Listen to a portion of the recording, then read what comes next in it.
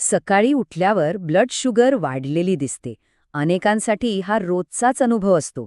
पण काळजी करू नका. आज आपण अगदी सोप्या भाषेत समजून घेऊया की असं नेमकं का होतं आणि यावर नियंत्रण मिळवण्यासाठी आपण काय काय करू शकतो. खरं तर सकाळी उठल्यावर रक्तातील साखरेची पातळी थोडी वाढलेली दिसणं ही एक खूपच सामान्य गोष्ट आहे.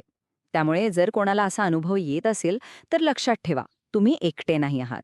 आणि सगळ्यात महत्त्वाचं म्हणजे यावर अत्यंत सोपे आणि प्रभावी उपाय आहेत जे आपण आज पाहणार आहोत. तर मग प्रश्न हा आहे की असं नेमकं होतं तरी का? याच्या मागे ना मुख्यत्वे 4 कारणं दडलेली आहेत. चला तर एक एक करून ही कारणं उलगडून पाहूया. यामागचं पहिलं आणि सगळ्यात महत्त्वाचं कारण आहे डॉन्स फेनॉमेनन. आता हे नाव ऐकून घाबरून जाऊ नका. ही एक अगदी नैसर्गिक शारीरिक प्रक्रिया आहे. म्हणजे बघा, पहाटेच्या वेळेस आपलं शरीर जागं होण्याच्या तयारीत असतं आणि त्यासाठी ते कॉर्टिसॉल आणि ॲड्रेनालिन सारखे हॉर्मोन्स तयार करतं.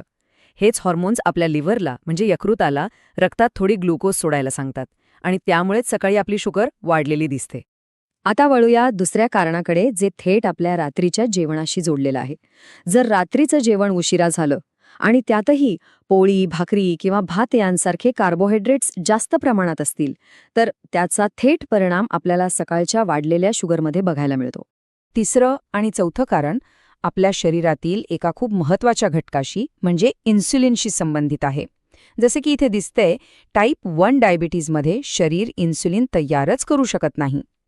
या उलट टाईप 2 डायबिटीज आणि प्री डायबिटीजमध्ये काय होतं की शरीर इन्सुलिन बनवतं तर खरं, पण त्याचा प्रभावीपणे वापर करू शकत नाही.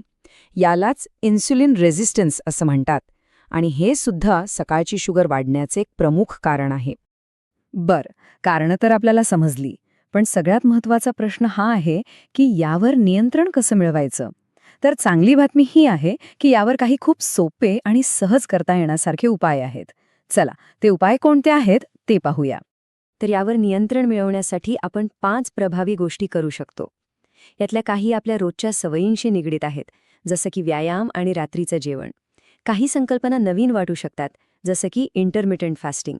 आणि हो, टाईप 1 मधुमेहासाठी इन्सुलिनचं योग्य व्यवस्थापनही तितकंच महत्त्वाचं आहे.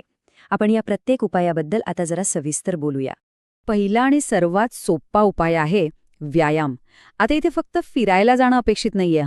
रोज किमान घाम येईल इतका व्यायाम करणं गरजेचं आहे. असं केल्याने होतं काय, तर आपल्या शरीराची इन्सुलिन वापरण्याची क्षमता सुधारते. म्हणजेच इन्सुलिन सेन्सिटिव्हिटी वाढते, जी शुगर नियंत्रणासाठी खूपच महत्त्वाची आहे.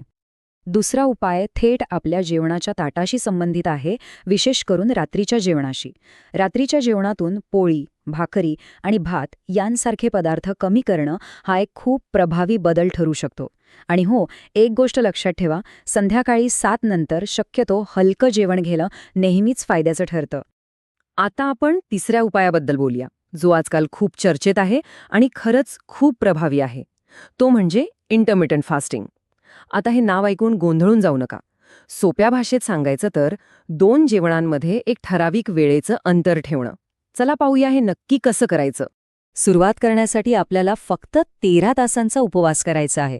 हे वाटतं तितकं अवघड नाहीये. याचा सरळ अर्थ आहे की रात्रीच्या जेवणानंतर दुसऱ्या दिवशीच्या पहिल्या जेवणापर्यंत 13 तास काहीही खायचं नाही. एकदा याची सवय झाली की हळूहळू हा कालावधी 15 ते 18 तासांपर्यंतही वाढवता येतो. हे प्रत्यक्षात करणं खूपच सोपं आहे. उदाहरणार्थ, जसं इथे दाखवलंय, रात्रीचं जेवण जर संध्याकाळी 6 वाजता केलं तर दुसऱ्या दिवशी सकाळी 7 वाजता पहिलं जेवण घेता येईल. झालं की नाही बरोबर 13 तासांचं अंतर? बघा किती सहजपणे हे करता येतं. चौथा उपाय आपल्या सकाळच्या सवयींशी संबंधित आहे. दिवसाची सुरुवात चहा किंवा कॉफीने नाही तर पाण्याने करा. आणि त्यानंतरचा सर्वात महत्त्वाचा नियम म्हणजे नाश्त्यामध्ये कमीत कमी कार्बोहायड्रेट्स असलेले पदार्थ निवडा. मग प्रश्न येतो की नाश्त्यात नक्की काय खावं? तर नेहमीचे पोहे, उपमा किंवा ब्रेडऐवजी अंडी, वेगवेगळ्या प्रकारच्या उसळी किंवा डाळींपासून बनवलेले पदार्थ जसं की धिरडी हे खूप उत्तम पर्याय आहेत. या पदार्थांमुळे पोटही भरतं आणि रक्तातील साखरही नियंत्रणात राहण्यास मदत होते. आणि आपला 5वा उपाय हा विशेषतः टाईप 1 मधुमेह असलेल्या व्यक्तींसाठी आहे. इन्सुलिनचा डोस अचूक आणि वेळेवर घेणं अत्यंत महत्त्वाचं आहे. तुमचं जे लॉंग ॲक्टिंग इन्सुलिन आहे त्याचा पीक टाईम म्हणजे ते सर्वात जास्त प्रभावी कधी असतं हे समजून घेऊन डोस घेतल्यास सकाळची शुगर नियंत्रणात ठेवणं सोपं होतं. चला तर मग या सगळ्या माहितीचा सार पाहूया. आपण आता जे 3 सर्वात प्रभावी उपाय पाहणार आहोत ते लक्षात ठेवणं खूप सोपं आहे आणि ते आजपासूनच सुरू करता येण्यासारखे आहेत. सकाळची शुगर नियंत्रणात ठेवायची असेल तर या 3 गोष्टी पक्क्या लक्षात ठेवा. रात्रीच्या जेवणात कार्बोहायड्रेट्स टाळा, दररोज घाम गाळेपर्यंत व्यायाम करा आणि किमान 13 तासांचा उपवास पाळा. या 3 सवयी तुमच्या सकाळच्या शुगर रिपोर्टमध्ये खूप मोठा फरक घडवून आणू शकतात. हे सर्व उपाय पाहिल्यानंतर थोडा विचार करा. असा कोणता एक छोटासा बदल आहे जो आजपासूनच आपल्या जीवनशैलीत सहजपणे आणता येईल?